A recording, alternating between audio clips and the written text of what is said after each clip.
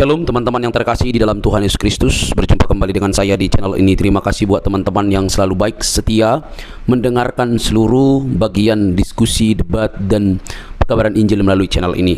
Jangan lupa bagikan kepada sanak saudara supaya ada banyak orang yang dicerdaskan dan dibukakan pikirannya. Kali ini teman-teman kita akan melihat bagaimana para polemikus ini yang notabene sudah belajar tentang Islam, Quran dan hadisnya, dan mungkin mereka sudah sangat begitu sibuk mendengarkan pemaparan-pemaparan para ustadz-ustadznya, tetapi kok masih ilmunya tanggung-tanggung atau mungkin juga buta begitu ya. Nah, ketika disampaikan fakta-fakta justru mengamuk, justru kepanasan, justru kesurupan, tidak mau terima fakta yang ada. Teman-teman jangan skip, yuk kita cerdaskan mereka. Semoga dengan berita Injil, perbedaan-perbedaan yang ada bukan untuk memperuncing, tetapi untuk membawa kepada keterang yang sejati. Ini dia videonya teman-teman. Apa alasannya orang-orang Kristen kalau merayakan Natal perlu dijaga oleh BRIMOB, polisi, gegana, dan tentara? Siapa yang mau mengganggu mereka? Kita harus membedakan Bang Edis antara Islam dan Muslim. Enggak, sebelum ke situ dulu. Menurut Anda, mengapa ada polisi, tentara, BRIMOB menjaga orang Natalan? Karena menjaga keamanan dan keselamatan. Iya, dari siapa? Dari siapa? Dari oknum orang yang mengaku Muslim. Iya, oknum. Oknum, saudara-saudara.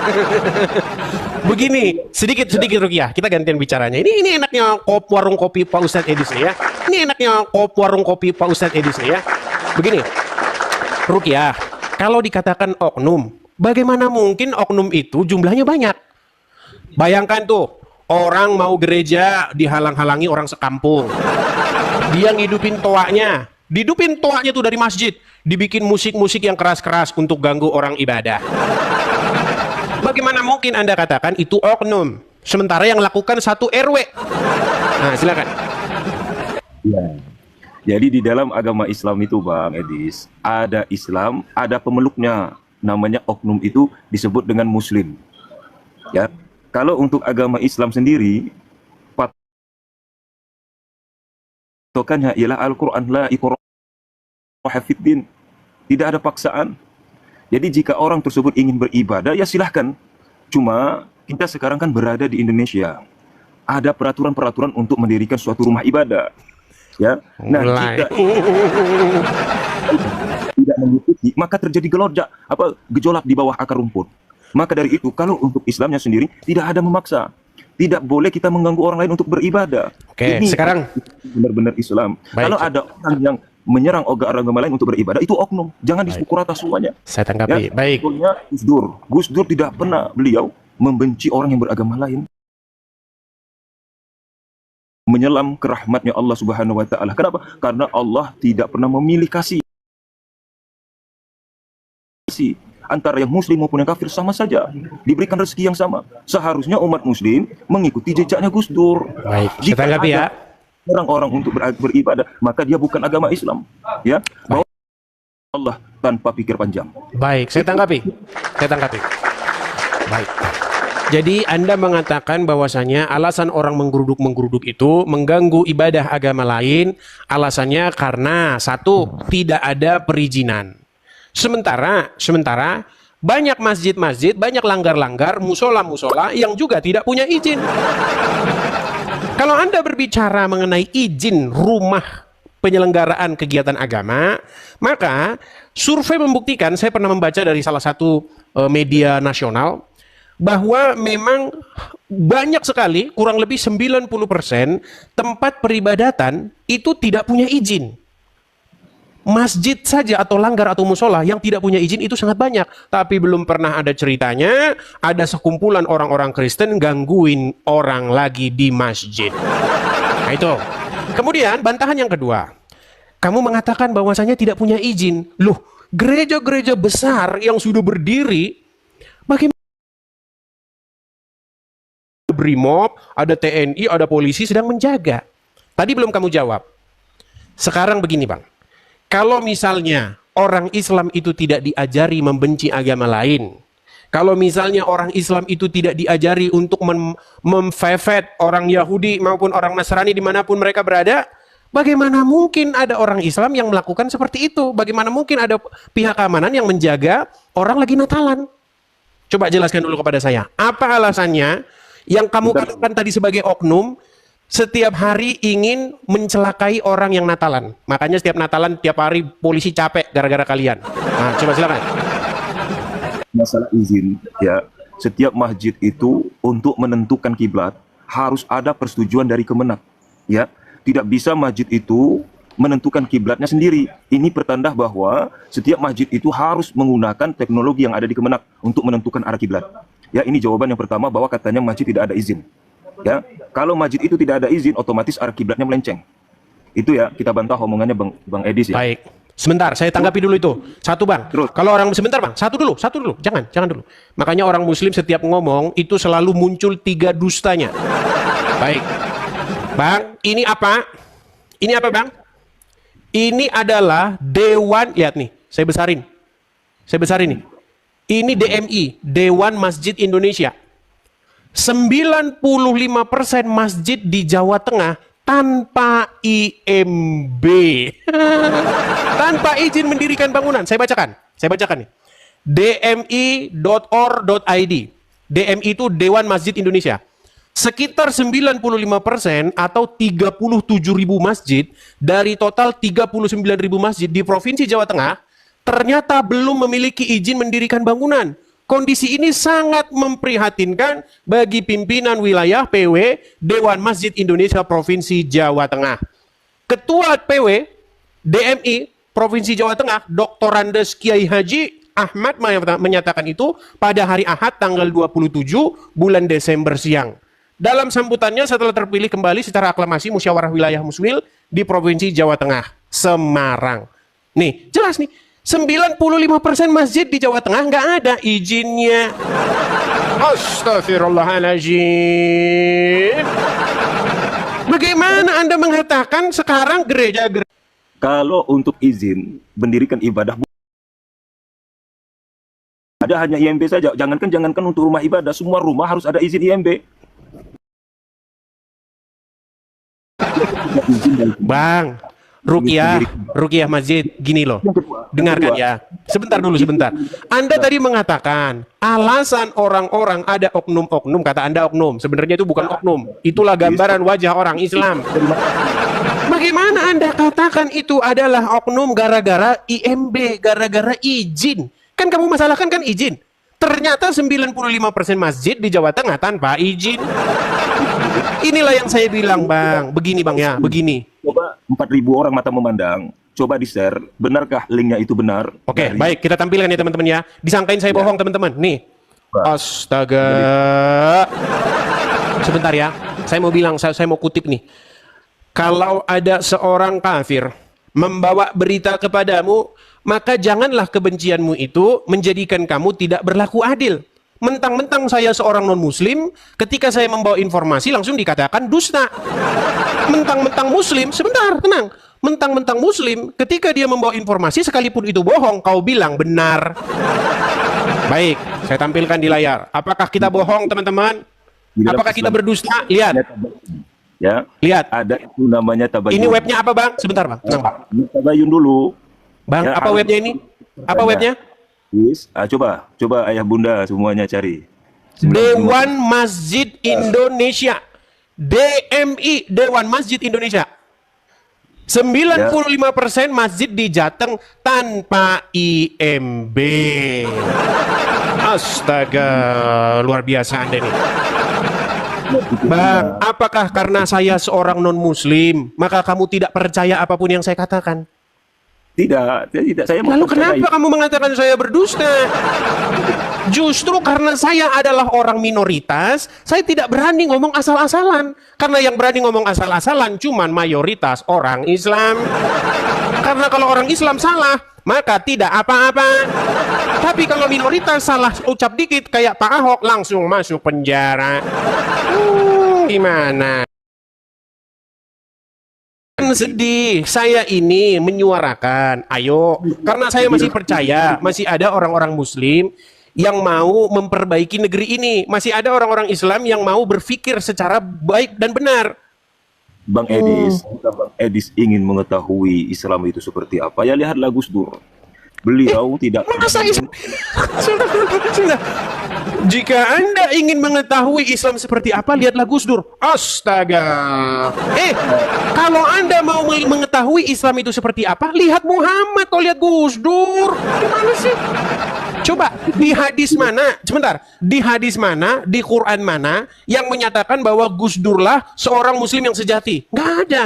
Seorang Muslim yang sejati menurut Al-Quran adalah Muhammad, para muhajirin dan ansor. Itulah orang-orang Muslim yang sejati. Gimana? Tidak ada. Rasulullah tidak pernah mengakunya, bahkan dirinya seorang Muslim yang benar-benar sejati tidak ada. Ya Tuhan, baiklah saya tunjukkan. Sebaik-baik umat Muslim itu adalah generasi para sahabat, kemudian tabiin. Itu yang benar. Tidak ada Muslim, patokan Muslim terbaik itu Gus Dur. Ada-ada saja. Untuk Indonesia, menurut hadis, Bang. Kenapa? Rukiah. Karena dia membenci. Dia tidak pernah membenci orang-orang non-Muslim. Beliau Rukiah, mencintai dengarkan. Anda harus bisa membedakan harapan. Dengar. Anda harus bisa membedakan harapan Anda dan apa yang tertulis di Quran. Kalau Gus Dur adalah contoh Muslim yang terbaik, itu harapanmu. Itu bukan kata Al-Quran dan hadis.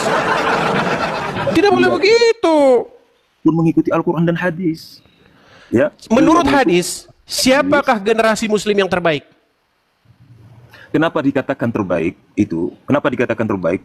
Karena mereka betul-betul menjalankan ajaran agama Islam. Siapakah itu? Adalah kaum para sahabat, yaitu kaum muhajirin dan kaum ansor yang menyertai Muhammad. Aduh, orang Islam gak belajar agama Islam. Pantesan Anda masih Islam. Jadi gini. Kenapa Rasulullah mengatakan bahwa 3 generasi terbaik, yaitu para sahabat, para tabi'un dan tabi'in, ya. Ini 3 generasi awal. Ya, ini yang terbaik karena mereka langsung. Terus kenapa Anda katakan Gus Dur?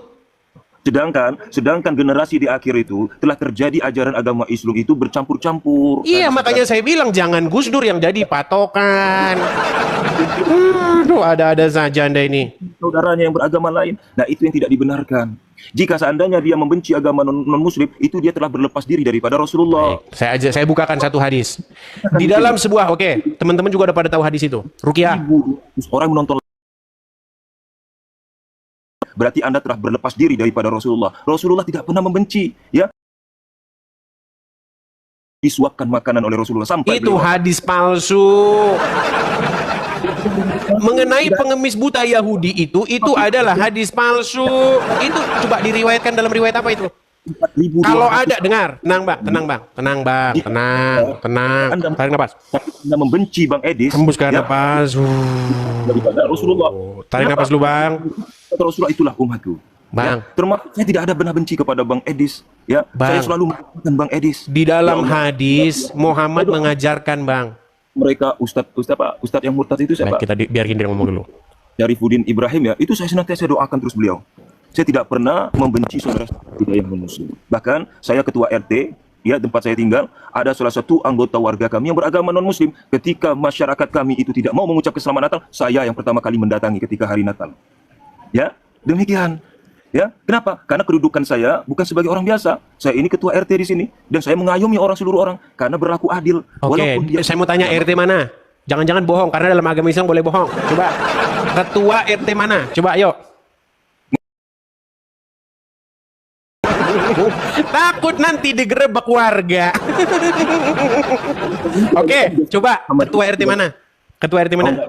Pasti itu jangan, nggak boleh. Teman-teman kami menonton live ini nggak masalah. Warga kami juga banyak menonton. Bang, dan begini, yang saya bilang begini, Bang. Satu pun yang menolak, karena mereka tahu posisi kita ini sebagai ketua RT di sini. Ya, kami tidak pernah membenci dan tidak pernah mengajari. Ya, bahkan itu saudara kami, tetangga kami yang non Muslim dipersilahkan kalau rapat masuk ke masjid tidak masalah. Bohong, nanti digerebek. Bohong yang nyata. Buktinya kenapa harus menutup-nutupi RT mana, Bang? Ayo, RT mana, RW mana, kelurahan mana, kecamatan mana? Oh, nggak usah. Takut dia. Takut nanti warganya mengamuk. Pak RT, kenapa kamu mengucapkan selamat Natal? Makasih Bang Toyo, makasih. Harus ada 2 pendapat, ada yang membolehkan, ada yang mengharamkan. Iya, artinya Anda tidak boleh mengatakan itu oknum, Pak RT. Tadi Anda mengatakan, Anda mengakui tidak bahwa umat muslim banyak sekali yang tidak senang kalau ada orang Kristen pergi ke gereja. Kalau ada gereja di kampung tersebut. Kalau ada orang Kristen melaksanakan kegiatan-kegiatan Natal, apalagi ada pohon Natal di situ, nanti satu kampung bisa murtad. Betul. Misalnya kemarin kejadian, dulu waktu Gibran belum jadi wapres, ya, di Solo itu diadakan pohon Natal, Natal besar-besaran, ngamuk saudara-saudara. Bahkan pada waktu itu diadakan festival kuliner, ya kan? Ketika ada festival kuliner, yang makan bukan orang Muslim, yang makan adalah orang non Muslim, tapi orang Muslim yang sewot, betul, betul, betul atau tidak? Itu karena Bang Edisnya ngambil posisi perspektif yang benci. Kok benci? Sekarang begini. Kenapa Anda bisa sebentar? Kenapa Anda bisa ketakutan menyebutkan alamat RT RW mana di mana Anda memimpin? Oh, tidak perlu. Yang pastinya Abagus. Karena Anda ketakutan nanti warga protes, betul. Saya tahu di dalam hati kecil Anda, saya tahu ini warga Muslim karena sudah diajarkan oleh agama kita untuk membenci agama lain, maka kita tidak boleh secara frontal mengatakan demikian. Betul, betul. Ya dari Bang Edis saja. Ya itu karena Bang Edis itu lebih kebencian, nggak masalah, biasa itu, nggak masalah. Yang perlu Bang Edis tahu, saya dari kecil selalu mendatangi teman-teman yang non Muslim dari kecil karena kami tinggal, ya ini saya keluhnya ya, di atas kami itu gereja Katolik, ini gereja Katolik ya. Di mana? Gereja Katolik. Gereja Katolik mana? Gereja Katolik di Bengkulu ya. Di Bengkulu. Di Bengkulu. Oh, abang dari Bengkulu. Yang dari Bengkulu ya. Bengkulunya di mana, Bang? Bengkulunya mana? Kota Bengkulu. Oke, di RT mana? Kelurahan apa? Sebutkan. Oke lah Bang, jangan dipaksakan. Tapi begini Bang. Ini apa penutup kita nih? Biar kita ganti tamu yang lain ya. Bang Edis, bentar dulu Bang Edis ya. Saya dulu tinggal dan setiap Natal saya selalu mengunjungi suster ya. Kami mendatangi karena itu ada gereja Santo Petrus di Bengkulu yang ada sekolahnya juga di sana, sekolah Karolus ya. Teman-teman kami yang muslim banyak juga sekolah di sana. Dan kami juga sering setiap kali Natalan pergi ke suster ya, suster yang mengurusi gereja. Kami Natalan di sana. Dan itu sudah menjadi tradisi kami di sini. Ya, jadi Bang Edis jangan hanya melihat yang buruk-buruknya saja. Coba Bang Edis tampilkan kebaikan-kebaikan Islam. Ya. Oh, berarti dia ini oknum. Berarti dia ini adalah oknum orang Islam yang sudah menghargai agama lain. Berarti dia ini oknum. Ya, baik. Oke lah, Bang. Dan juga banyak Oke lah, demikian, kita Bang. statement terakhir ya. Gini, saya salut dengan Anda. Anda sudah bertoleransi dengan agama lain, sekalipun sebenarnya itu bertentangan dengan ajaran agama Islam. Buktinya apa? Buktinya pertama Anda takut menyebutkan RT Anda di mana. Karena apa? Karena nanti takut ulama-ulama datang dan mengatakan ini ketua RT harus diganti. Kenapa? Karena dia mengucapkan selamat hari Natal kepada orang-orang non-Muslim. Padahal begini loh, yang Natalan Kristen, yang merayakan Natal Kristen. Tapi kenapa orang Islam yang repot? Sebenarnya kalian tidak mengucapkan selamat Natal pun nggak masalah. Memangnya kami paksa-paksa kalian mengucapkan selamat Natal. Yang kami minta cuma satu, wahai kaum muslimin wal muslimat, tolonglah kalau ada kami orang Kristen Natalan, kalian kerjanya jangan ganggu. Duduk saja di rumah, nonton pohon Natal. Ya, begitu. Saya rasa itu saja Ruqyah Mujizat Al-Quran. Terima kasih ya. Kita berikan kesempatan kepada yang lain, oke? Saya mengucapkan berbahagia di tanggal 25 Desember nanti. Semoga bahagia ini menyebar kepada seluruh umat manusia. Ya. Juga untuk selamat berbahagia untuk menyambut 25 Desember. Nah, Baik, mudah-mudahan Allah walaupun Anda sebenarnya sudah murtad dari agama Islam. يا أيها الذين آمنوا صلوا عليه وسلموا تسليما إن الذين كفروا بآياتنا سوف نسليهم نارا كلما نضجت جلودهم نضجت جلودهم بدلناهم جلودا غيرها ليذوقوا العذاب إن الله كان عزيزا حكيما. Terima kasih ya Bang Habib. Artinya sebentar, artinya Bang? Ya. Artinya? Ya. Artinya yang tadi apa? Cari aja di surat. Tidak tahu di artinya. Oke lah, terima kasih. Baik, terima kasih. Bang, jangan diucap-ucapin Arabnya juga toh nggak ngerti. Ditanya artinya juga nggak ngerti. Oke, kita berikan kesempatan kepada yang lain. Terima kasih, Mujizat Al-Quran. Ya, setidak-tidaknya Anda Muslim yang inilah, yang tidak menjalankan agama Islam. Kalau Anda menjalankan agama Islam, pasti Anda tidak mungkin seperti tadi. Ya. Nah, itu tadi teman-teman telah membuat perdebatan antara Nandar dengan Zuma. Nah, sekarang Nandar dengan Zuma itu bertikai. Bertikai apa Bang Edis, Ustadz Edis? Nandar dengan Zuma mereka bertikai masalah hari mualaf 25 Desember. Si Nandar tumben otaknya agak waras dikit, biasanya dia nggak waras. Nah, dia bilang begini, saya tidak setuju bahwasanya tanggal 25 Desember dijadikan hari mualaf. Sementara Zuma dan kawan-kawan bersikeras 25 Desember dijadikan hari mualaf. Nah, kita nonton saja mereka debat. Jadi sekarang udah ada kubu Nandar, kubu Zuma ya. Nandar kongsi dengan Rifa dan kawan-kawan, si Zuma dengan APII-nya. Mereka bertikai ya sekarang ya. Oke, kita lanjutkan ya. Nggak berani sama Donditan. Bilangin sama Dondi, ditantang, debat atau diskusi. Mau di tempat dia boleh, di tempat saya boleh. Ayo, mau bahas apa? Ya, ayo silakan. Yang bilang-bilang saya penghujat, yang bilang-bilang saya mengatakan tidak benar tentang agama Islam, naik ke sini. Ya, ini forum diskusi lintas agama. Silakan naik kemari, kita ngobrol-ngobrol santai di sini ya. Oke, sebelum kita lanjutkan kembali teman-teman, sekali lagi pemirsa Edis TV dimanapun teman-teman sekalian berada, sehubungan dan berhubungan bulan Desember ini sudah mau habis teman-teman. Seperti yang saya bilang kemarin-kemarin teman-teman, masih ada sedikit kekurangan yang perlu kita bereskan di rumah apologet kita ini teman-teman. Jadi saya masih membuka teman-teman, jikalau teman-teman tergerak hati ingin mensupport, teman-teman ingin membantu, ada beberapa hal yang masih belum kita selesaikan di rumah apologet ini.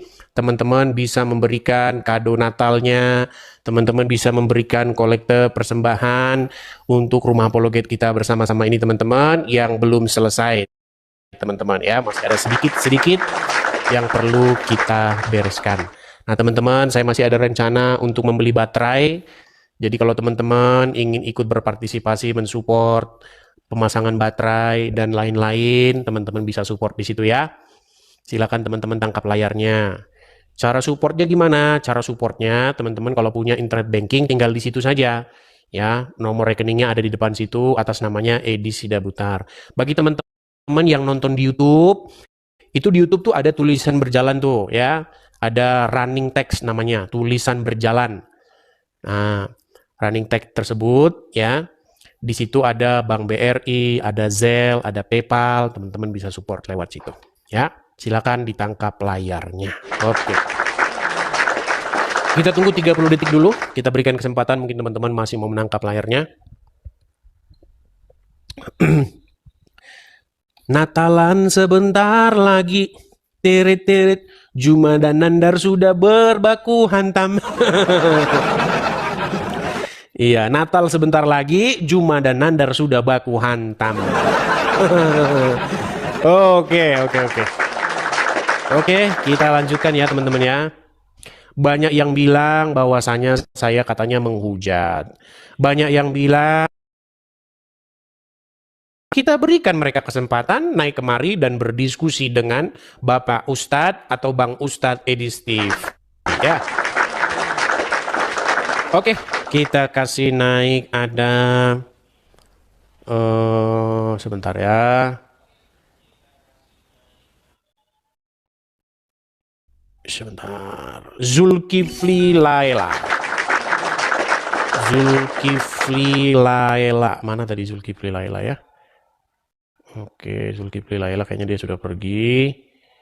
Kita kasih naik ada Iwi Chan. Iwi Chan. Halo, selamat pagi Iwi Chan. Suara-suara TV bisa dikecilkan dulu. Naik. Tunggu. Coba suara TV-nya dikecilkan dulu karena masuk ke sini suaranya. Oke. Ya ampun Bang Edis, saya Bang Edis. Putus-putus Iwi Chan. Saya mau tanya dulu Iwi Chan, apakah Anda ini seorang muslim? Oke, Bang Edis. Bukan. Iwi Chan bisa duduk dulu tenang Kristiani, supaya sinyalnya Bang Edis. bagus.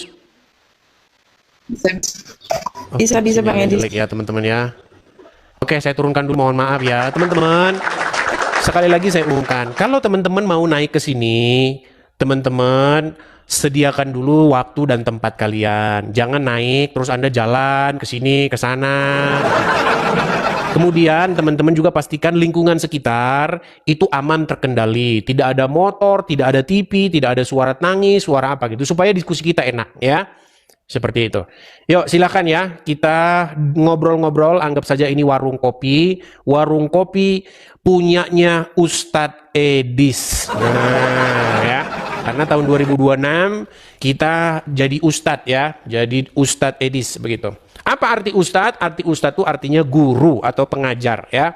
Seperti itu. Ayo silakan. Kita kasih naik ada Noral. Oke. Noral L ya. Oke. Waduh, Noral dia terpental. Kita kasih naik ada The Rock Muslim. Ini The Rock Muslim yang kemarin ini. Yang masih aja dia muter-muter dia. Oke, The Rock Muslim, silahkan nyalakan kamera Anda. Ya. Ya, Adis. Silakan. Apa Ya. yang mau Anda sampaikan nih, The Rock Muslim, atas Oke. tema kita pagi hari ini? Bahwa Islam itu wajib ditinggalkan. Nah, silakan. Tapi aku sedikit menarik nih penampilan Anda hari ini. Kenapa? Begitu bangganya Anda memakai atribut Muslim. Masya Atribut Allah. Muslim. Cantik dia. Sebentar. Salut. Ini apa namanya ini? Peci putih. Oke, dari mana asal usul peci putih ini? Gak tahu, peci atribut Muslim. Atribut Muslim. Aku paham ini Atribut maksudku, Adis. Muslim. Ya, aku paham. Ini. Pakai salib ada nggak dalilnya di Bible? Nggak ada. Malu aku pakai. Nggak apa-apa, pakai nggak apa-apa, pakai juga nggak Malu apa-apa. kalau aku Muslim malu aku. Tapi Anda Oten nggak malu pakai peci putih? Sejak kapan kalau pakai peci begini dalam Bentar. hadis dan Oke, dalam Quran siap. mana? Siap, aku paham maksud Anda tuh. Makanya aku bilang pakai salib Anda nggak ada di Bible, nggak ada Anda bilang. Tapi Kan aku malu sudah saya makanya. jawab tadi. Ya aku malu makanya sebagai Muslim. Ya terserah. Sekarang yang Sama. saya tanya di mana dalilnya bahwa yang seperti ini itu adalah atribut orang Islam. Oke, Anda fokus lagi lah, fokus. Pakai peci itu tidak ada dalilnya dalam Al-Quran. Ya di Bible, tapi itu atribut masing-masing. Semua orang tahu lagi itu. Oke, pertanyaan saya sejak kapan ini atribut Muslim? Ya nggak tahu.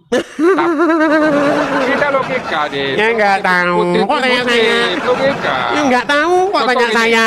Bentar. Ya dari bawah sana. Bentar. Tidur di bawah sana. Teman-teman sekalian, saya di 2025 ini sudah mengangkat 360 macam tema. Kurang lebih. 365 hari itu setahun dan saya sudah mengangkat 365 tema. Kurang lebihnya 365 tema. Salah satu tema yang saya bahas adalah ketika umat muslim menggunakan atribut, maka di detik yang sama umat muslim tidak tahu apa itu atributnya. Iya. Satu-satunya agama yang tidak jelas identitasnya, bahkan ketika dia menggunakan simbol, logo, adalah agama Islam. Kok bisa bang? Nah coba, saya tanya, sejak kapan bahwasanya topi seperti ini itu melambangkan Islam? Mana dalilnya dalam Quran dan hadis? Kalau kamu bisa tunjukkan, saya lompat dari Monas. Bahkan di atas masjid ada bulan sabit, ada bintang, jelas tanya sama orang Islam, kenapa kok bulan sabit? Disitulah mereka akan muter nggak karuan. Karena apa? Karena memang agama Islam itu adalah sebuah agama yang dia itu tidak jelas asal usulnya dari mana. Tahu-tahu saja dia meneruskan ajaran agama terdahulu. Makanya identitasnya nggak jelas. Loh, kalau tidak percaya naik kemari. Ayo silakan, kita diskusi. Iya. Kita kasih naik ada Perjuangan Wali Songo. Bang Edis, aku Ya mau silakan jelas- bang, nyalakan kamera Anda. Saya mau nyalakan kamera ya. Silakan. Ya, Bang Edis. Nah, Anda Dia kok sudah menjelek-jelekan malu Islam? menjadi umat Islam. Bang, Kenapa Anda saya menjelek-jelekan Islam? sebentar, gini. Ya. Pertama, saya mau tanya dulu Bang. Kenapa Anda seperti itu? Kenapa Anda malu dilihat orang kalau Anda jadi orang Islam? Ya nggak malu lah. Ya sudah, buka dulu. Saya sungkan. Ya, coba buka. Saya nggak mau buka. Nah, di bawah saja ya. Islam kan agama Di bawah paling saja, benar. di bawah saja, di bawah saja. Teman-teman sekalian, ingat, ini warung kopi debat agama. Warung kopi diskusi agama antara terutama Islam dan Kristen. Mungkin nanti di 2026 kita bikin warung kopi debat agama begini, mengundang agama-agama lain ikut juga berdebat, kita diskusi di sini ya. Ingat ya, berdebat bukan ajang saling hujat. Kalau ada muslim yang naik ke sini bilang katanya saya menghujat agama Islam, saya memberikan kesempatan selama 1000 tahun. Kalau ada umat muslim yang bisa membuktikan bahwasanya saya menghujat, memfitnah Muhammad, saya Edis TV berjanji akan lompat dari Monas. Datang kemari, tunjukkan di mana saya memfitnahnya. Tadi saya ngomong bahwasanya satu-satunya agama yang lambangnya itu nggak jelas, cuman ajaran agama Islam. Naiklah kemari kalau tidak percaya, ya. Bang, di dalam Bible emang ada gitu wajib pakai kalung salib? Nggak ada. Tetapi kalau ada orang Kristen, Bang, kenapa salib? Karena di salib itu ada peristiwa yang sangat-sangat penting dan fundamental. Bahwa di dalam peristiwa penyaliban tersebut, Sang Mesias, Yesus kita, itu telah taat sampai mati. Dia tidak berbuat dosa, dia tidak melakukan perlawanan, dia tidak melakukan sesuatu pun yang bercacat celah sampai pada matinya. Jadi salib itu adalah lambang ketaatan. Nah, jadi ketika orang Kristen pakai salib, orang Kristen bisa jelaskan. Ketika orang Muslim pakai bulan dan sabit, disitulah orang Islam pusing 7 keliling. Nggak percaya? Naik kemari, ayo kita ngobrol. Ya, kita kasih naik, ada Adi aja. Oke, selamat pagi Adi aja. Adi aja. Macet. Oke, baik, kita turunkan ya. Teman-teman, kalau mau naik, pastikan sinyal kalian kuat ya. Oke, kita kasih naik, ada restorator influencer. Oke, restorator influencer. Ya, silakan Bang, restorator influencer, nyalakan kamera Anda. Oke, terpental lagi ya.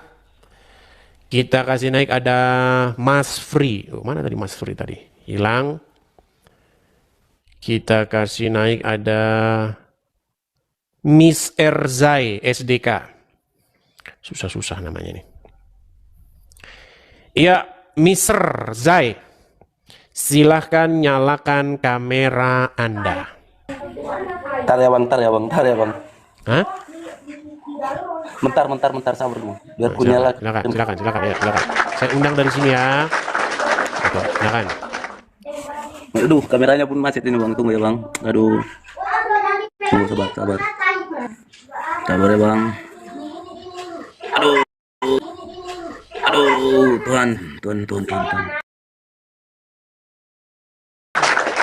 Kita kasih naik, ada Zulkifli Laila. Zulkifli Laila.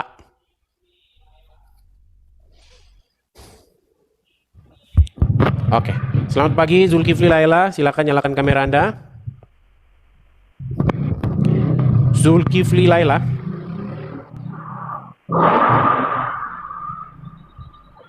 Sabar. Kita sabar ya teman-teman ya. Tunggu. Muslim Bang? Muslim. Oke, silakan. Lama amat Bang. Oke lah, baiklah ya. Belajar dulu cara nyalain kamera ya. Teman-teman sekalian, sebenarnya nih, sebenarnya orang muslim itu sebenarnya tidak boleh main TikTok. Orang muslim itu sebenarnya tidak boleh pakai HP. Tidak boleh. Loh, kenapa Bang Edis orang muslim tidak boleh main TikTok, tidak boleh main HP? Karena di dalam hadis dikatakan, barang siapa yang menyerupai suatu kaum, maka dia termasuk dari golongan kaum tersebut. Nah, ketika para ulama ya, Abdul Somad dan kawan-kawan mengetahui bahwa hadis ini bermasalah, maka mereka harus melakukan polesan. Mereka harus poles itu hadisnya. Kalau tidak poles, kalau tidak dipoles, kalau tidak diedit, hadis ini berbahaya.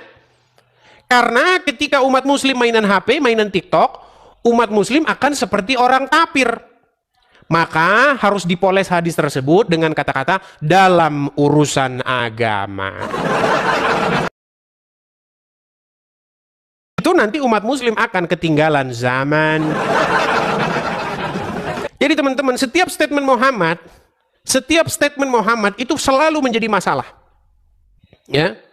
Makanya oleh umat muslim, statement-statement Muhammad itu harus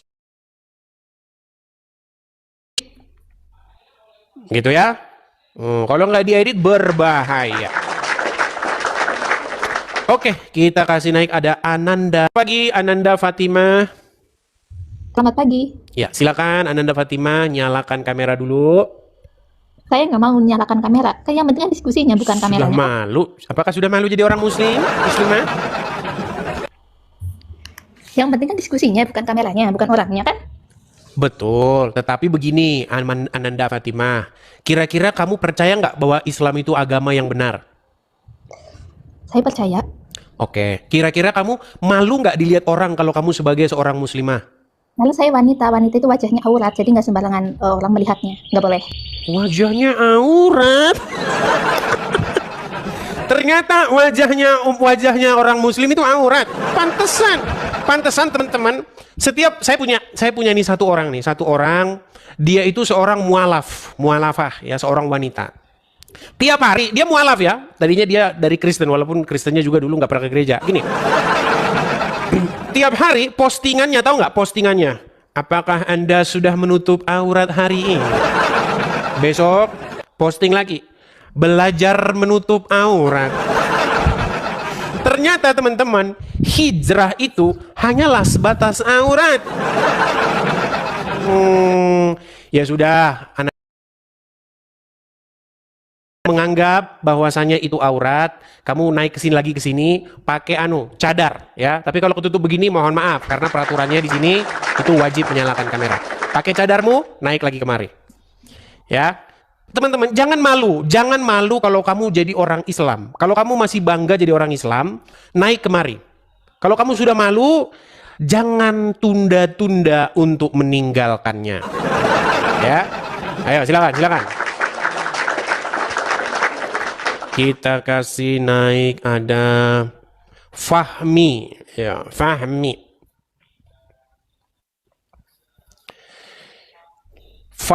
FARIM ya. Selamat pagi saudara Fahmi. Ya, selamat. Fahmi, Anda di mana ini? Kenapa gelap-gelap? Oke, ya. Fahmi, saya mau tanya dulu kepada Anda ini, apakah Anda ini seorang muslim? Fahmi, saya mau tanya dulu kepada Anda ini, apakah... Waduh, kenapa Seorang ini muslim, ini? Pak Idris. Fahmi, coba bagusin dulu Seorang sinyalmu muslim, ya. Pak Idris. Ya, bagusin dulu sinyalmu, nanti naik lagi. Ya, karena sinyalmu itu jelek. Bagaimana Pak Idris? Nanti sinyalmu jelek, coba naik lagi kemari nanti kalau sinyalmu. Saya infokan, ini adalah warung kopi diskusi lintas agama atau debat lintas agama. Diskusi bukan ajang caci maki, berdebat bukan ajang saling hujat. Jadi saya berikan kesempatan kepada yang muslim-muslim untuk naik berdiskusi dan berdebat. Dilarang mencaci maki dan juga dilarang menghujat. Silakan, saya berikan kesempatan. Tema kita adalah bahwa ada 1001 alasan bahwa Islam itu wajib ditinggalkan. Ada 1001 alasannya. Silakan muslim naik kemari. Oke, kita kasih naik, ada. Bentar ya. Rotua Afriani Manulang. Udah diterima. Halo Rotua Manulang, silahkan nyalakan kamera dulu. Sabar ya Om. Om. Baik, silakan. Silakan nyalakan kamera. Saya mau tanya dulu, Rotua, apakah Anda ini Kristen atau Muslim? Kristen. Oke, nampaknya Anda salah alamat ya. Kalau di warung kopi ini yang ngobrol dengan saya itu yang Muslim. Kalau yang Kristen beli kopi satu ya. Nah, jadi saya turunkan dulu. Teman-teman sekalian ya. Rencananya besok Rumah Apologet kita ini mau kita bikin podcast begitu loh. Saya itu rindu sebenarnya bikin podcast begitu ya. Kita bikin ada gerobaknya, terus ada jajanannya, begitu kita bikin podcast. Saya rindu sekali punya acara podcast begitu teman-teman. Tapi sayang seribu sayang, saya belum ada teman ini satu orang yang bikin podcast semacam itu. Kalau ada itu pasti bagus banget itu acaranya ya. Ada kameramennya, ada gerobaknya. Ya kita bikin seperti acara-acara TV gitu. Ya, yang kita bahas agama Islam seperti itu. Karena yang orang Kristen yang biasanya dibahas gitu. Segantian kita bahas Islamnya gitu. Silakan yang mau datang ke sini merapat, teman-teman kita bisa bikin acara seperti itu. Tapi itu program nanti di 2026 ya, teman-teman ya. Cuman saya belum ketemu. Tadinya sih beberapa apologet ya yang saya lihat itu bagus untuk kita bahas itu, cuman sayang seribu sayang memang ternyata mereka ngomongin di belakang. Ya, teman-teman ya. Tapi ya mau gimana lah ya teman-teman ya, karena memang waktu berjalan itu yang memang benar-benar tulus dan siapa-siapa orang yang ngomong di belakang. Tapi ya biarlah nanti waktu yang menjawab siapa nanti teman kita untuk bikin podcast ya. Oke, kita kasih naik ada Muhammad Edi Selamat. Oke, selamat pagi Muhammad Edi Selamat. Jangan dibisukan bang. Ya, sebentar. Oke, saya bantu dari sini bang ya. Saya bantu dari sini. Iya. Menyalakan kamera, silakan. Nah, kabur. Bang Edis, iya. Udah hampir 365 hari. Tidak ada satupun orang muslim yang naik ke sini untuk membantah satupun argumenmu. Silahkan yuk, di hadapan nih ada 5.000 orang nih. Ayo coba satu orang muslim bantah apa yang saya pernah kemukakan. Ayo silakan. Kita kasih naik ada Abu Nawas. Ya silakan Abu Nawas, nyalakan kamera Anda. Silakan.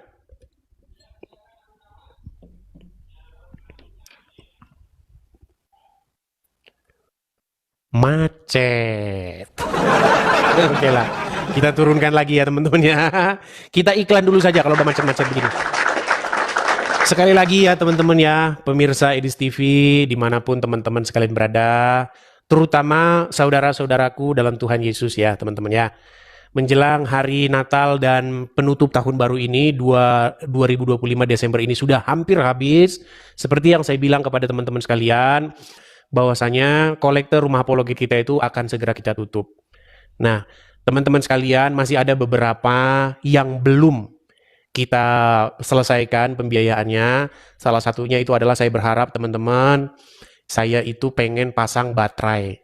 Ya, baterai apa bang? Jadi teman-teman, di sini itu teman-teman, kita itu punya yang namanya solar panel. Kalau teman-teman dari Indonesia bagian timur di Papua, teman-teman pasti sudah familiar dengan itu. Jadi ada yang namanya panel surya. Solar panel itu menampung listrik kalau siang hari. Hanya saja di sini tidak ada baterainya. Jadi kalau malam kita pakai PLN lagi. Nah, saya pengen itu teman-teman supaya apa? Supaya malam pun kita masih pakai sinyal dari listrik dari panel surya. Tapi karena nggak ada baterainya, itu malam kita pakai PLN sini namanya Edison ya. Nah teman-teman, bagi teman-teman yang tergerak hati, teman-teman bisa support ya untuk finishing ya, penyelesaian masalah Rumah Apologet kita ini. Salah satunya saya pengen pasang baterai. Teman-teman, silakan kalau teman-teman tergerak hati ingin mensupport, teman-teman bisa support lewat situ. Nah, teman-teman yang ada di YouTube juga teman-teman bisa mensupport lewat tulisan yang berjalan tersebut ya. Ada tulisan berjalan, di situ ada Zelle, ada PayPal dan lain sebagainya. Ya. Bagi muslim-muslim ya jangan panas hati. Panas, panas, panas, panas. Pala ini pusing, pusing, pusing, pusing. Jiwa ini tiri, tiri, tiri, tiri, tiri, tiri. Panas mereka saudara-saudara. Ya, tidak usah. Yang muslim itu nonton saja biar kalian bertaubat. Nah, gitu ya. Seperti itu. Oke, kita balikan lagi kamera kita. Kita kasih naik ada sebentar ya. Bang Goto. Waduh, waduh, waduh, Goto. Ya, silakan Goto, nyalakan kamera Anda. Oke, kita ketemu lagi Bang Ya, Edis. apa kabar Goto? Apa kabar Bang Edi? Baik. Alhamdulillah Goto. baik, baik, baik. Goto, saya mendengar Terima. sebentar Goto. Saya mendengar informasi tentang ributnya Zuma dan Nandar nih seputar penetapan 25 Desember sebagai hari mualaf katanya Zuma dan kawan-kawan. Tetapi Nandar tidak setuju dengan itu. Saya mau tanya dulu nih Goto. Untuk Anda sendiri Goto, Anda di posisi mana ini? Kalau saya pribadi begini Bang Edis ya. Penetapan hari mualaf ya sebenarnya itu mau dilakukan tanggal berapa tidak ada masalah. Karena kan tidak ada aturan hukum. Kita kan ini hidup ya. Iya, di dalam ngerti saya ngerti. Maksud saya gini, Anda ada di posisi mana? Setuju bahwasanya ditetapkan hari mualaf tanggal 25 Desember atau tidak setuju? Anda di pihak Nandar atau di Zuma? Karena mereka bertikai sekarang ini. Gimana? Saya berpihak kepada A atau B, saya tidak berpihak kemana-mana. Karena saya semuanya berdasarkan Oke, silakan yuk. Apa yang mau Anda bahas? Sesuai dengan tema kita pagi hari ini. Tema kau ini kan bagus nih. Menurut saya 101 alasan Islam wajib ditinggalkan. 1001. Nah, kau kan punya alasan apa 1001 kan? Ya. Ya. Coba kok satu saja alasanmu ya wajib Islam ditinggalkan. Satu aja coba. Baik. Satu saja alasan saya kenapa Islam wajib ditinggalkan. Baik. Karena nabinya orang Islam menyuruh seseorang berbuat mesum. Siapa contohnya? Contohnya adalah seorang wanita. Ini biar ini ya teman-teman ya. Ini Goto ini dia seorang pendebat muslim juga ini. Ada seseorang bernama Sahlah binti Suhail. Sahlah binti Suhail ini. Gimana? Datanya kau ambil dari mana coba? Coba. Datanya dari mana? Baik. Baik, datanya diambil dari mana? Kalau saya ngomong mereka tidak percaya teman-teman. Kita gini saja. Kalau saya ngomong mereka nggak percaya. Jadi saya ini saja ya. Saya kutip saja dari Ustadz saja ya. Sebentar.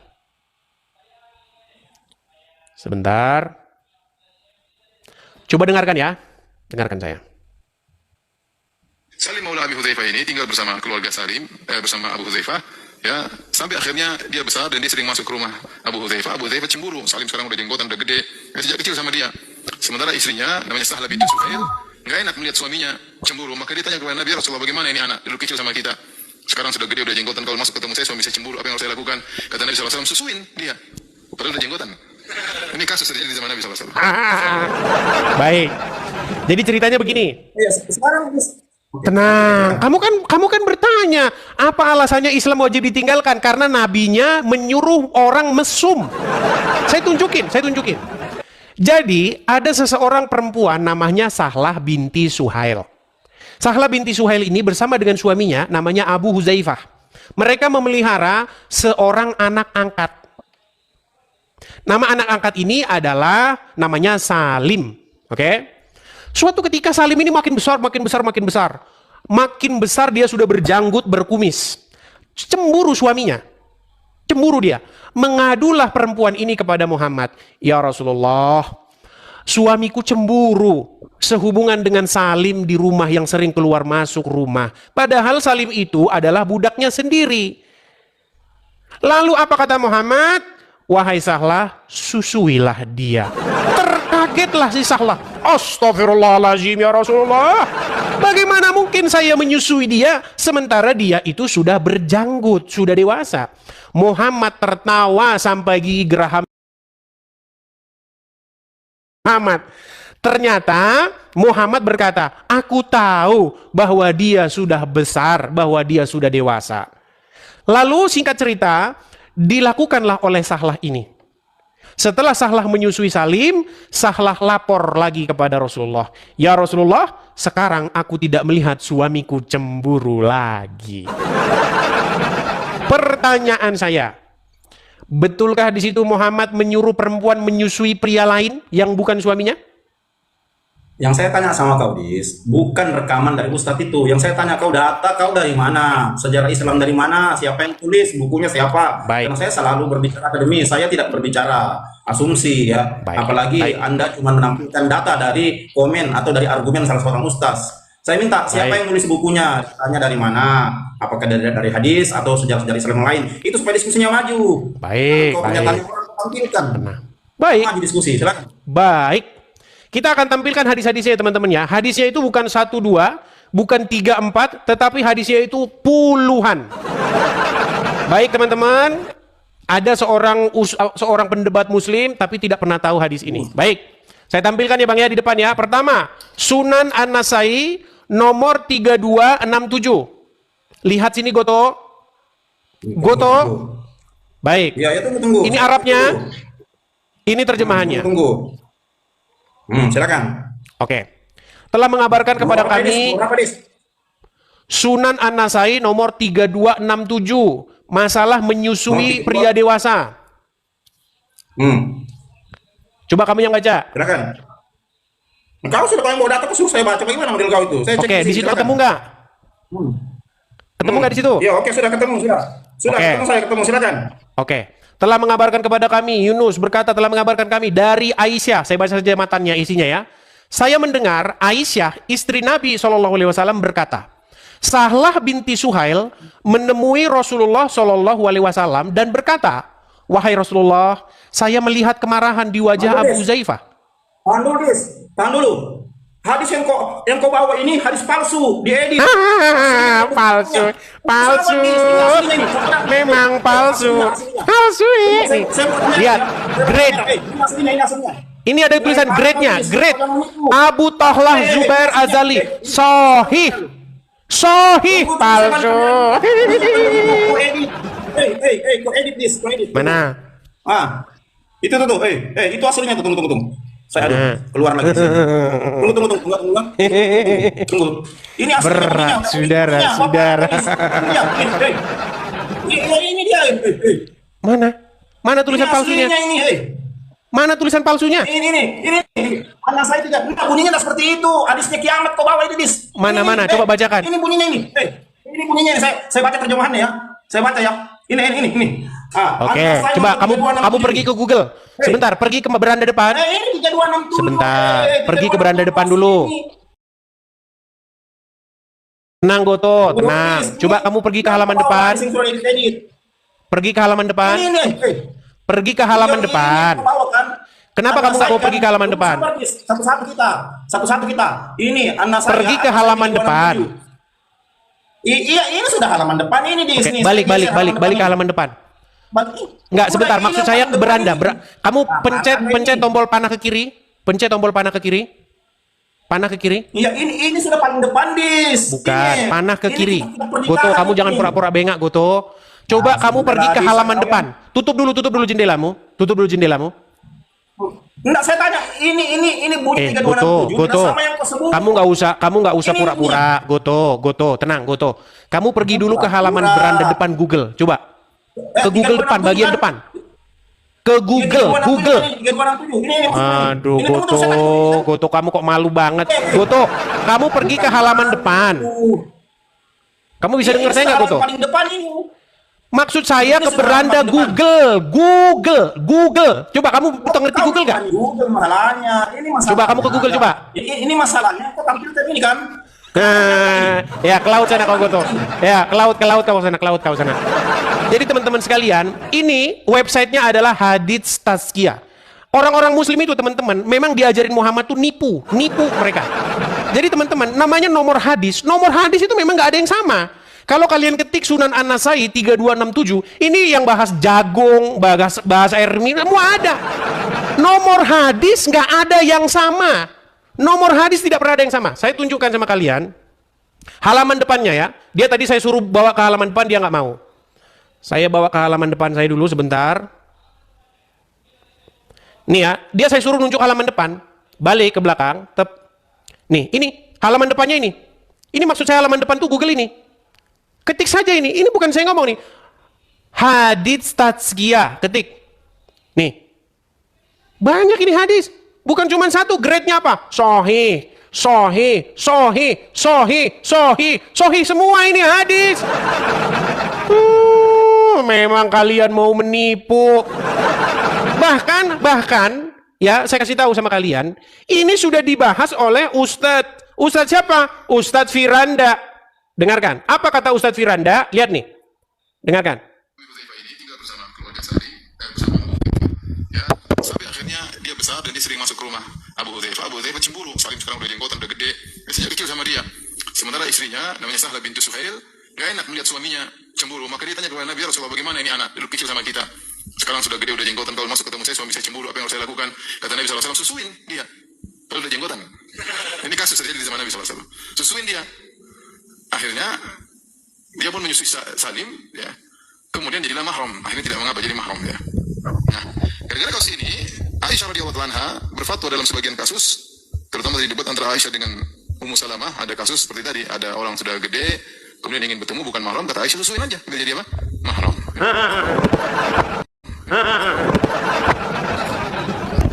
Iya. Jadi jangan kalian umat muslim mengingkari fakta ini, mengingkari kenyataan dengan berkata, oh nomornya tidak sama. Namanya nomor hadis itu memang gak ada yang sama, tergantung hadisnya yang ngeluarin siapa. Kalau hadisnya yang ngeluarin pabrik lain, cetakan lain, nomornya gak sama. Patokan kok sama nomor. Hadis tentang Muhammad menyuruh perempuan menyusui laki-laki lain yang sudah dewasa, saya pertanggungjawabkan, bawa ke Mabes Polri. Makanya saya bilang Muhammad itu menyuruh perempuan menyusui pria lain. Nggak percaya kamu dibilangin hadis palsu, hadis palsu. Kalau kamu ngomong itu hadis palsu, kamu buang semua hadis-hadis yang ada di rumahmu itu. Kok alasanmu gara-gara nomor? Nomor memang beda-beda nomor hadis. Gimana? Silakan. Sungguh nekat yang nyata. Ayo silakan. Kaum muslimin wal muslimat dimanapun kalian berada. Saya ini adalah orang yang telah menghabiskan waktu saya selama kurang lebih 13 tahun untuk meneliti agama Islam. Sehingga apa? Sehingga ketika saya bicara, selalu saya menggunakan dalil. Ayo datang kemari, patahkan argumen saya. Ya, Basori.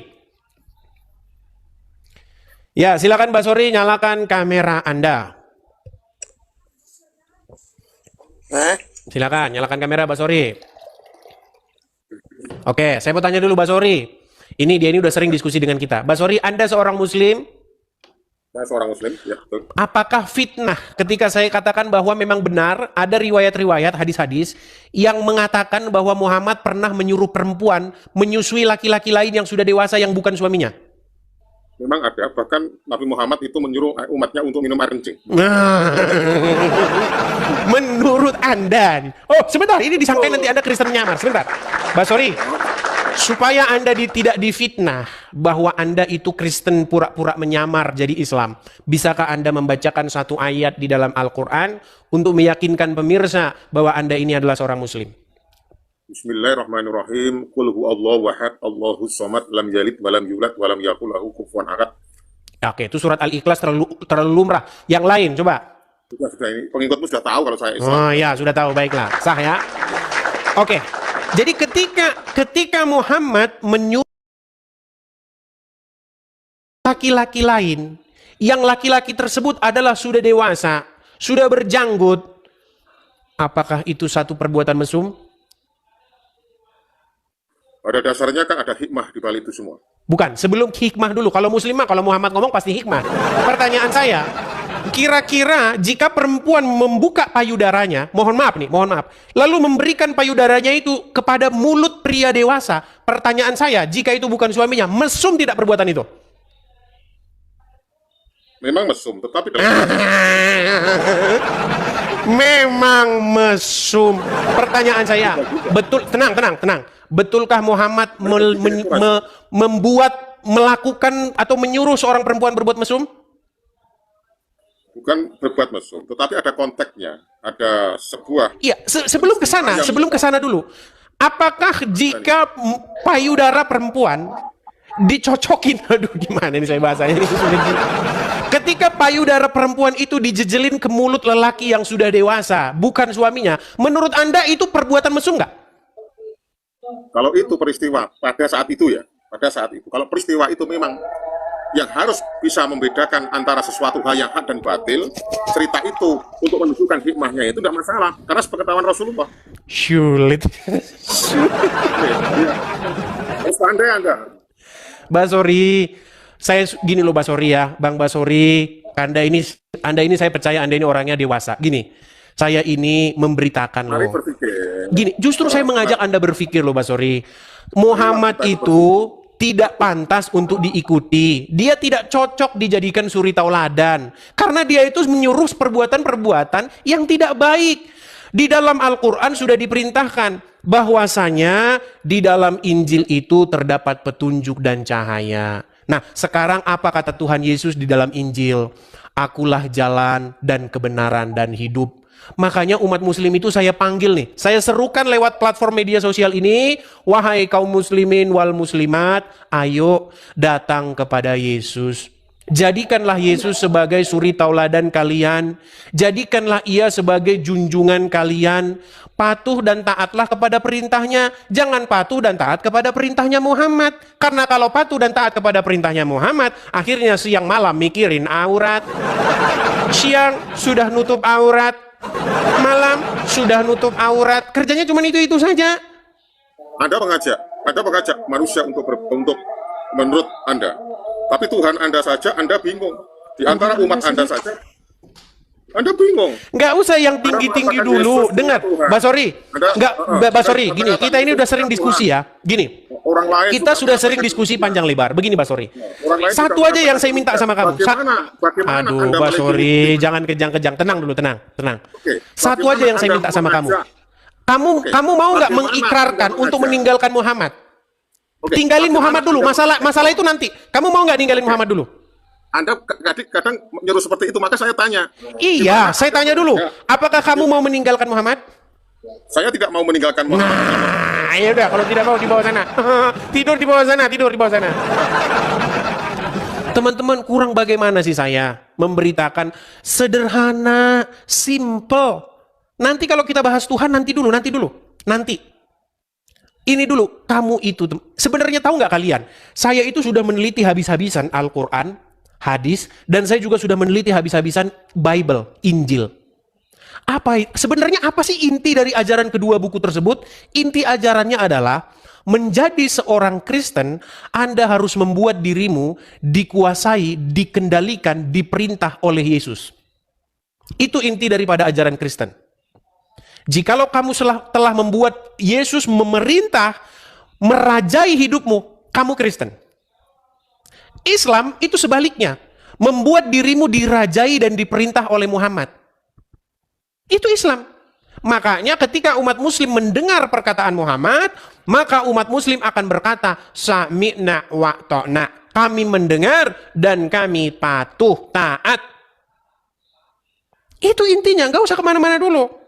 Nah, kepada siapa kamu menaklukkan diri, itulah yang kamu sebut sebagai Rob, atau Tuan, atau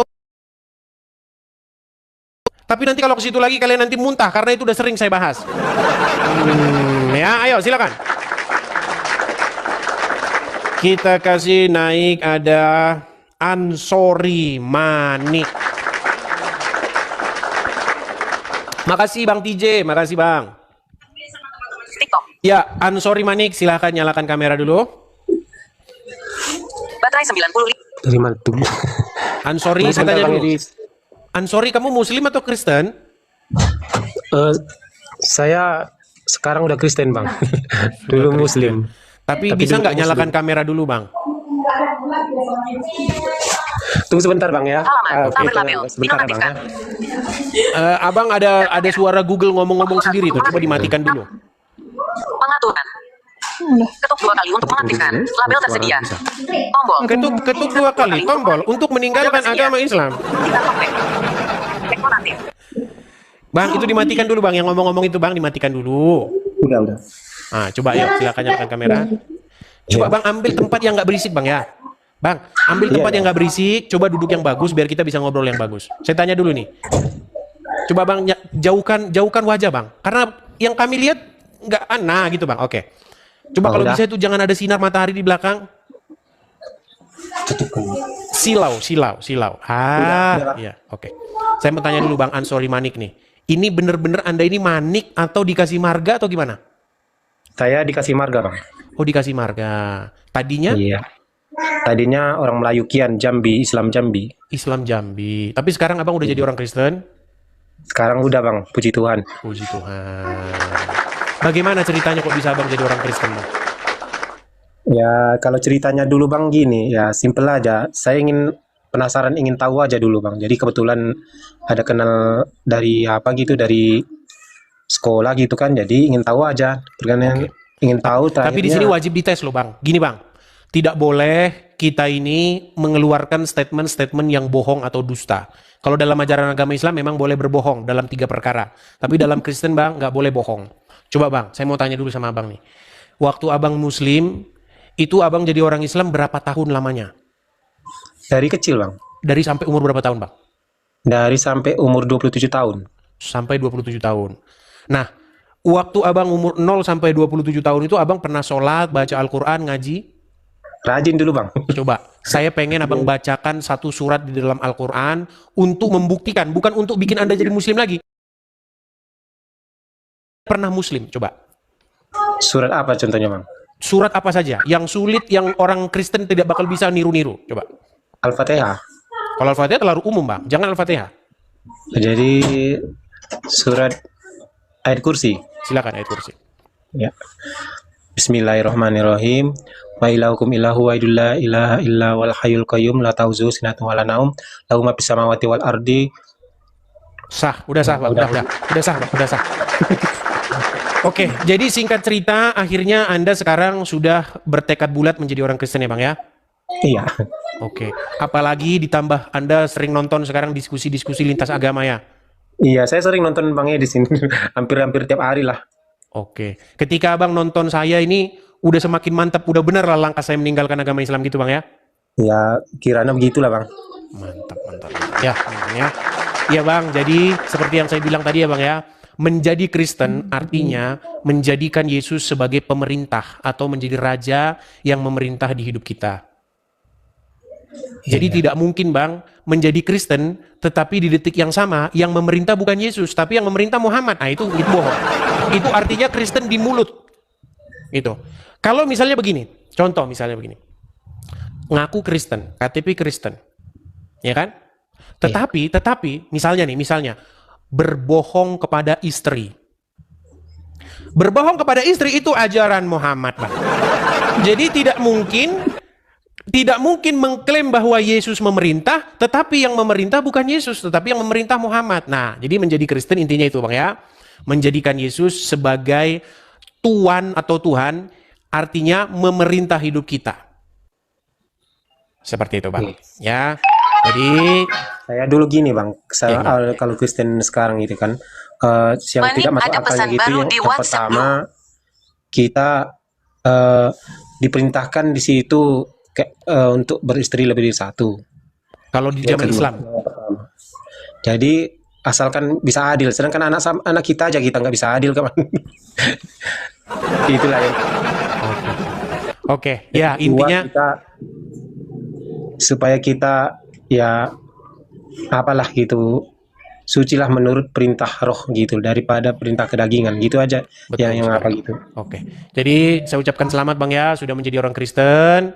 Artinya Abang sudah ngerti sebenarnya dasar-dasarnya, pondasi-pondasinya sebenarnya Abang udah paham dari bahasa-bahasa Abang yang saya maksudkan. Jadi seperti itu Bang ya, kekristenan itu berbicara tentang hal-hal rohaniah. Ya Bang ya. Iya. Jadi bagaimana kita hidup di dalam roh kita. Roh kita itu harus terkoneksi dengan sang ya yang di atas sana. Roh kita berkoneksi seperti itu. Sementara dalam Islam itu yang berkoneksi itu biasanya badannya saja. Biasanya. Kalau nggak begini nggak sah ini Bang. Nanti kalau salah begini dikit, gini dikit, malah sah, tidak sah ini sholat ini. Harus begini. Jadi itulah Islam Bang. Islam itu adalah ajaran-ajaran ritual seperti itu. Dan banyak umat Muslim itu sudah terpenjara oleh yang namanya terkungkung oleh yang namanya ritual-ritual jasmania seperti itu. Oke Bang, terima kasih Bang ya. Oke, Maju terus Bang. kasih. Tuhan Yesus memberkati ya Bang ya. Memberkati, oke Bang. Oke, amin. Ya. Ya, karena dari namanya itu Ansori, kemungkinan memang dia mungkin lahirnya itu Muslim gitu ya.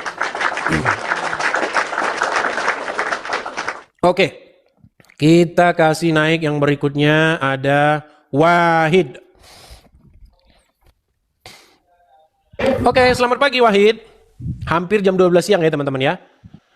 Ya Wahid, selamat pagi menjelang siang. Saya mau tanya dulu Bang Wahid, Anda Muslim? Alhamdulillah Muslim. Muslim. Silakan Bang, apa yang mau Anda tanggapi nih dari panjang lebarnya diskusi tadi? Silakan. Enggak, sebenarnya berulang kali Edis itu kan bahasanya tentang sepersusuan. Kayaknya asik bener materi itu disampaikan. Bukan asik Bang, ringan, sederhana, dan itu sebenarnya kalau kita pakai akal sehat udah cukup untuk meninggalkan Muhammad gitu. Silakan.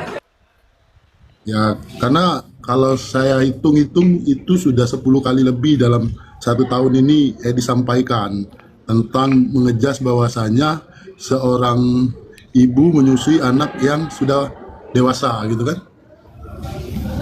Tapi yang saya lihat 10 kali aja Anda belum sembuh-sembuh gimana? Oke, baik. Menurut Anda nih Bang Wahid, apakah itu termasuk perbuatan mesum? Jadi gini dia tuh ada dalam konteks-konteks tertentu memang itu hal-hal yang diperbolehkan dan seketikanya itu menjadi tidak boleh.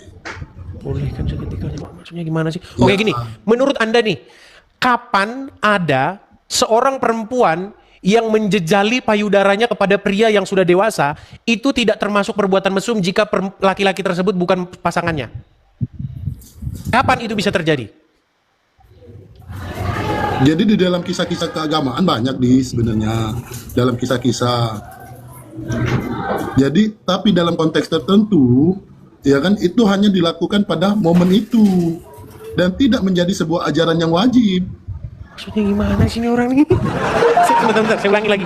Bentar Bang, gini. Bang, pria yang sudah berjanggut, sudah berkumis, itu berarti tanda bahwa dia sudah akil balik. Setuju? Akil balik itu menandakan pada mimpi basah, Iya, tumbuh dewasa, betul nggak? Sudah dewasa, bukan tumbuh dewasa. Oke, sudah dewasa. Nah, kira-kira nih Bang, kalau ada perempuan yang menjejali payudaranya kepada laki-laki yang sudah dewasa tersebut, sementara itu bukan suaminya, kira-kira itu menurut Anda perbuatan itu mesum tidak? Kalau dia sepersusuan, itu tidak mesum. Tapi kalau dia tidak persusuan, jadi mesum. Maksudnya gimana? Jadi kan gini memang, saya contohin ya, Rasulullah itu kan sudah beberapa kali dipersusui oleh wanita-wanita di periode itu. Berarti Muhammad suka nyusu dia waktu dia udah berkumis, menyusu sama banyak perempuan? Nah, waktu dia masih kecil.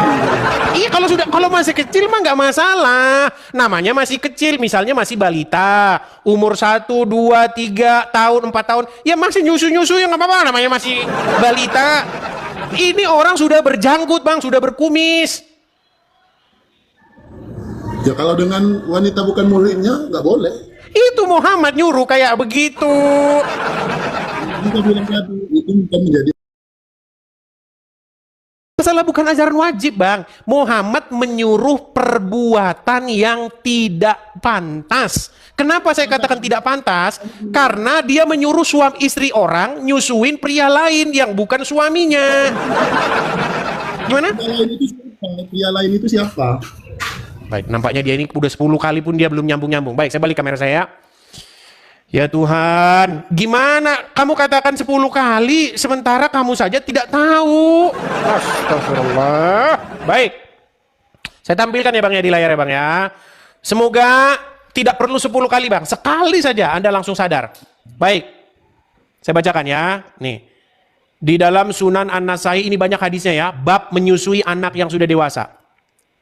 Bang lihat sini dong Bang Wahid. Pantesan Anda 10 kali nggak sadar-sadar. Lihat nih. Kalau mau belajar saya akan merelakan waktu dan tenaga saya, ya. Jadi Aisyah berkata, nih, bahwasannya istri Nabi berkata, saya mendengar Aisyah istri Nabi, Sahlah binti Suhail menemui Rasulullah Shallallahu Alaihi Wasallam dan berkata, wahai Rasulullah, Abu Huzaifah. Abu Huzaifah ini suaminya perempuan ini. Karena Salim masuk ke rumahku. Rasulullah SAW bersabda, susuilah dia, si Salim itu tadi. Ia, Sahlah tadi menjawab, ia sudah memiliki jenggot. Beliau bersabda, susuilah ia dan akan pergi kemarahan yang ada di wajah Abu Huzaifah. Ia berkata, demi Allah aku tidak mengetahuinya di wajah Abu Huzaifah setelah itu. Jadi kata Sahlah, setelah disusui Salim itu, wajah muramnya itu tidak tampak lagi di wajah suaminya. Kita tambah lagi hadis satunya.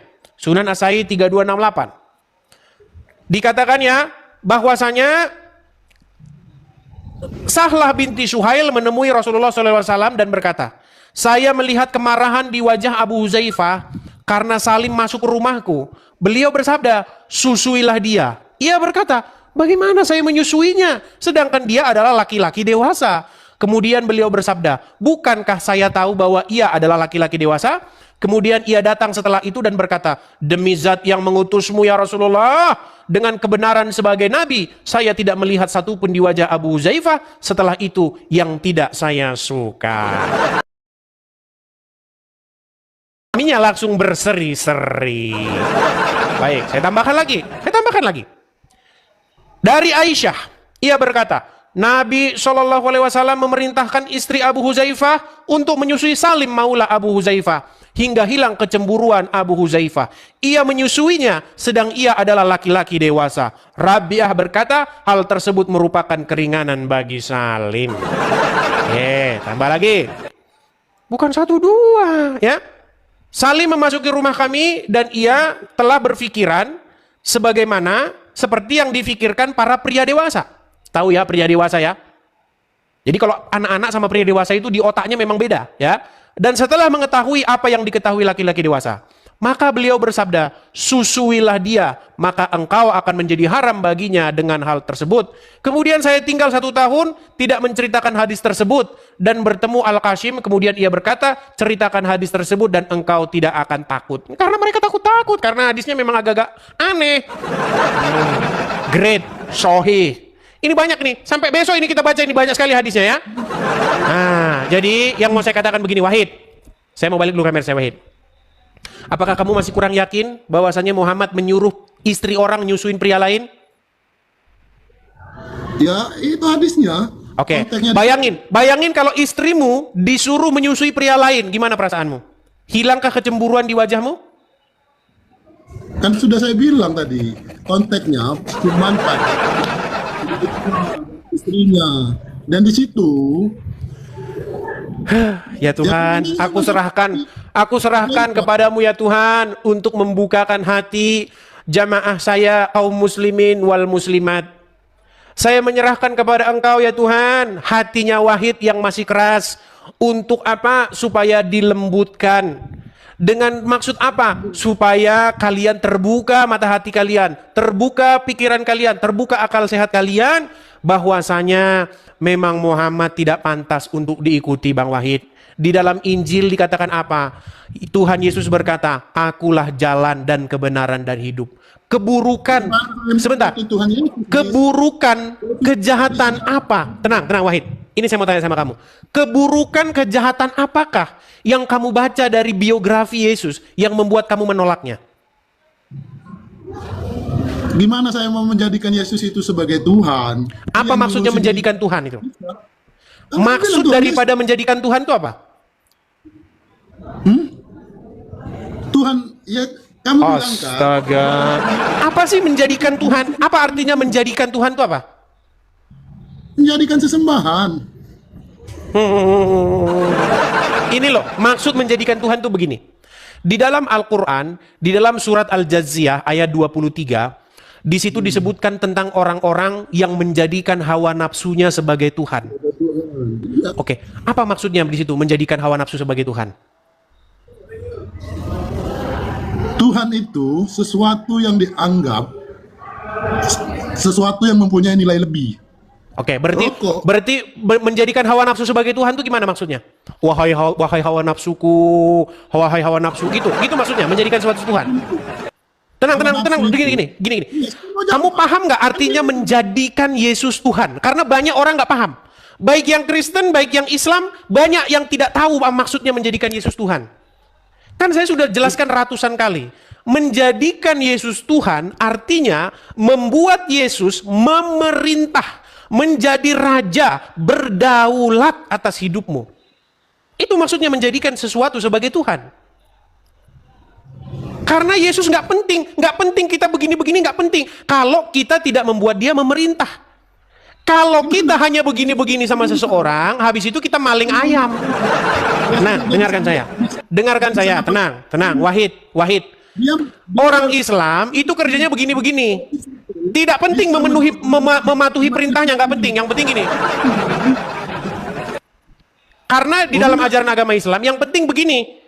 Berzina, mencuri, masuk surga.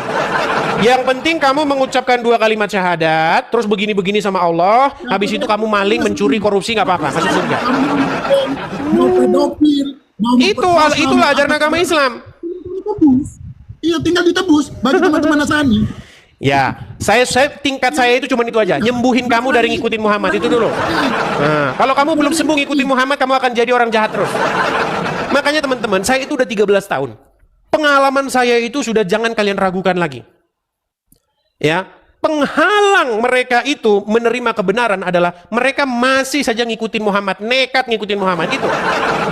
Kalau hati mereka sudah terbuka, kalau mereka sudah meninggalkan Muhammad, tidak akan ada lagi yang sulit bagi mereka untuk menerima Yesus. Nggak ada lagi penghalangnya.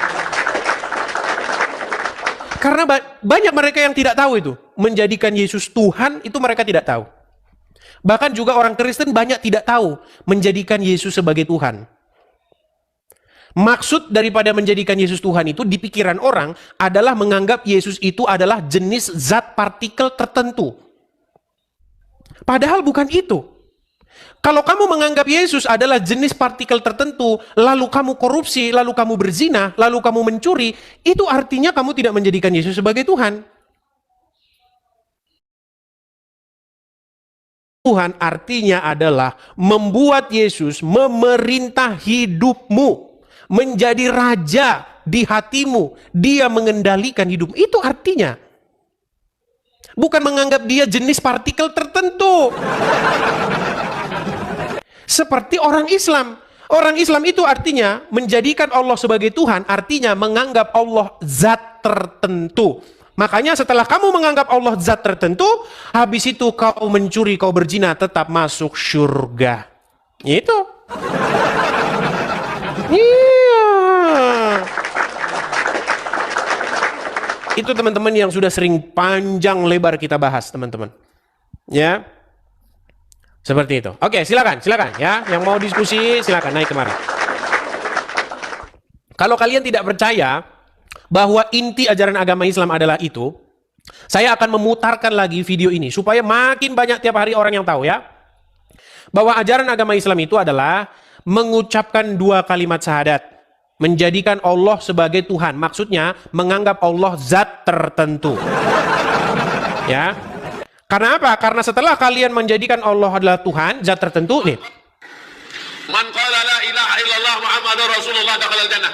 Siapa yang mengucapkan la ilaha illallah Muhammadur Rasulullah masuk surga. Nabi yang mengatakan, datang sahabat bertanya, wa in zana, wa in saraq, bagaimana kalau dia berzina? Bagaimana kalau dia mencuri? Kata Nabi, wa in zana, wa in saraq, dia berzina, dia mencuri, tetap masuk surga. Berzina, pencuri, masuk surga. Berzina, mencuri, masuk surga.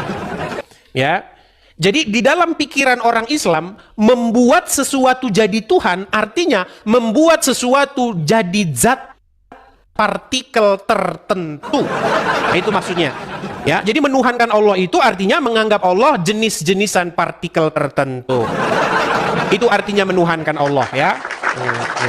Baik teman-teman yang terkasih dalam Tuhan Yesus Kristus, apa tanggapan teman-teman ketika mendengarkan diskusi atau debat dari awal hingga akhir teman-teman? Berikanlah tanggapan teman-teman di kolom komentar dan sama-sama kita dapat belajar bersama supaya ada banyak orang yang dicerdaskan, yang mengerti bahwa kebenaran yang sejati itu ada dan pasti kebenaran itu mengalahkan ketidakbenaran. Kebenaran itu pasti mengalahkan hal-hal yang kamuflase. Terang itu pasti mengalahkan kegelapan. Kegelapan tidak mungkin bisa mengalahkan terang. Tentu terang di dalam Yesus Kristus. Teman-teman terkasih, kita harus bangga. Ya, kita harus bangga bahwa para polemikus Islam mesti belajar Quran, kitab sucinya, dan mendengarkan para pendahulunya. Bahkan kalau kita boleh jujur, mereka harus mengikuti sang baginda sebagai tauladan yang harus diikuti. Semua kehidupan sang baginda mesti diikuti mereka, seharusnya begitu. Mulai dari dia belajar atau menyampaikan isi Quran, atau juga mempraktekkan seluruh isi Quran, dan bahkan apa yang ditulis dalam hadis-hadis, bagaimana moralnya, bagaimana dia pernikahannya, semua harus diikuti karena itu bagian yang tidak bisa dilepaskan daripada umat muslim. Tetapi alangkah sangat disayangkan bahwa mereka tidak siap dengan semua itu. Mereka hanya mencari hal-hal yang cocok. Kalau nggak cocok ya dibuatlah berita, oh itu hadis doib dan lain sebagainya. Nah, notabene teman-teman, ketika sang apologetik Kristen yang menurut pengakuannya itu dia sudah 13 tahun mempelajari Quran, ya saya itu luar biasa. Kalau 13 tahun berarti kita bayangkan itu hampir tamatlah dia SMP belajar Quran, membaca, dan mungkin kalau itu benar berarti dia lebih tajam dan lebih intens membaca Quran, begitu ya. Tapi itu kan pengakuannya. Tapi boleh teman-teman pertimbangkan melalui apa yang ia sampaikan ketika berdebat atau berdiskusi dengan para polemikus, para ustadz. Bahkan dia dengan berani terang-terangan mengundang Ustadz Abdul Somad, Ustadz Adi Hidayat, dan ustadz-ustadz lain untuk masuk berdebat dengan dia. Ya, itu dirinya, artinya dia sudah memiliki persiapan yang sangat begitu matang, baik berupa pertanyaan-pertanyaan yang mesti ditanya kepada ustadz-ustadz yang notabene itu di Indonesia sangat digemari oleh banyak orang. Bahkan ustadz sekelas Juma aja minggir, ya kan? Nah, teman-teman, saat berbicara tentang Alkitab, mereka ini kan sangat begitu bebas. Tetapi saat berbicara tentang Al-Quran, mereka itu pasti kepanasan. Saat berbicara Alkitab atau kekristenan, maka itu disebut dakwah bagi mereka. Tetapi saat berbicara tentang Islam atau Quran dan hadis, maka itu penistaan bagi orang Kristen. Miris memang teman-teman. Nah, tapi kita tidak fokus di situ. Kita masuk kepada poin bahwa apa yang ditanya oleh apologetik ini hanya bisa dijawab dengan kemarahan oleh para polemikus, hanya bisa berputar, hanya bisa memunculkan urat lehernya sebesar mungkin, tanda mereka tidak siap menjawab apapun yang dipertanyakan oleh apologetik ini. Harusnya mereka kan memiliki waktu untuk menjawabnya dengan baik supaya bisa menerangkan seperti ini loh yang benar. Apa yang kamu argumentasikan itu salah, ini yang benar, ini yang tepat. Mestinya kan seperti itu. Tetapi yang kita dapatkan justru berbeda, saudara-saudara. Itu sulit sekali, sulit banget. Karena apa? Karena ketika ditanya mereka nggak ngerti, maka yang terjadi adalah urat lehernya membengkak, tanda kemarahan, nafasnya terengah-engah, begitu ya. Nah, teman-teman yang terkasih dalam Tuhan Yesus Kristus, dari sini kita bisa melihat dengan terang bahwa mereka tidak siap sama sekali, mereka tidak tahu, bahkan mungkin juga mereka perlu belajar. Sebenarnya tidak perlu marah, tidak perlu baperan, mereka hanya perlu belajar. Dan dia dengan terang-terang berkata, nanti undang Ustadz Juma, ya Ustadz Juma aja lari kok, gitu ya. Lari kok. Jadi mengundang di mana? Ya. Oke, teman-teman. Tapi yang terpenting adalah kalian harusnya fokus dengan agama kalian begitu ya. Jangan sampai kalian suka membahas agama orang lain tetapi tidak mau dikritisi oleh kekristenan atau ditanyakan justru ngamuk-ngamuk ya. Bagi kekristenan, iman itu sudah final dalam Kristus Yesus, tidak ada keraguan di sana. Tidak ada kebimbangan di sana. Tidak ada kepalsuan di sana. Karena Kristus itu firman menjadi manusia, pribadi kedua Allah Tritunggal itu firman menjadi manusia, diam di antara kita, dan kita telah melihat kemuliaannya yang diberikan oleh Bapa kepada Dia. Dia juru selamat itu. Teman-teman, kalau kita membaca Yohanes 13 ayat 13, kamu menyebut aku guru dan Tuhan, dan katamu itu tepat, sebab memang akulah guru dan Tuhan. Jadi di sini ada dua kata yang sangat menarik. Kamu menyebut aku guru dan Tuhan, kurios, berarti itu merujuk kepada pencipta. Dia pencipta, dia yang dihormati, dia yang ditinggikan begitu ya. Jadi ketika Yesus mengatakan kamu menyebut aku guru dan Tuhan, katamu itu tepat, tidak melarangnya. Oh, saya bukan Tuhan, jangan kamu sebut aku Tuhan. Bisa saja dikatakan begitu, tetapi dia tidak mengatakan itu. Katamu itu tepat, sebab akulah guru dan Tuhan. Saudara, hal ini tidak bisa dibantah. Kata Tuhan memang bisa dipakai, karena dalam bahasa Inggris pakai istilah Lord. Ya, bisa Tuhan, bisa Tuhan. Maka tergantung konteks ayat itu. Karena Alkitab itu berdasarkan konteks, tidak boleh dicomot seperti kelakuan Ustadz Cuma dan yang lain-lainnya. Comot-comot lalu lepaskan begitu saja, lalu menimbulkan persepsi pengertian yang keliru. Maka kalau dipakai di sini istilah aku guru dan Tuhan, dia yang berarti berkata, ya udah, kamu yang mengatakan aku guru, ya itu aku Tuhan, memang aku guru, aku Tuhan gitu. Tidak salah, itu tepat sekali. Jadi kalau ada orang yang mengatakan di mana dia disebut guru Tuhan, ya udah ada banyak sekali gitu. Dia Allah ada juga. Jadi jangan pernah membuat sebuah argumentasi yang begitu liar tanpa bukti, karena Alkitab itu cukup bukti. Alkitab dan ahli sejarah membuktikan Yesus itu adalah Tuhan dan juru selamat umat manusia. Percayalah, dia menyelamatkan kita dari dosa. Oke teman-teman, jangan baperan yuk. Salam sadar, salam waras, semoga kita diberkati. Bagikan ini kepada teman-teman Anda dimanapun berada. Semoga ada banyak orang yang dicerdaskan dan menerima Injil sang kebenaran itu di dalam Kristus yang menyelamatkan kita. Sampai ketemu di video selanjutnya. Tuhan memberkati.